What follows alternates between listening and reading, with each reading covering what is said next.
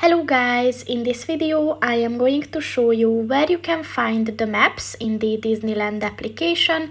But first I just want to mention, don't forget to subscribe to my channel, because at 10,000 subscribers I am going to show you my whole YouTube revenue statistics and growth strategy, as well as how to make money online. Let's jump into it.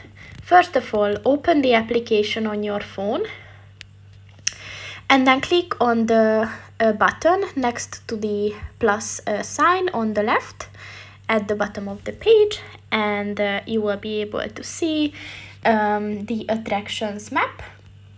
But if you click on the button at the top of the page, then you can select which map you're interested in. So you can click on the restrooms button, and then you will be able to see all the restrooms on the map.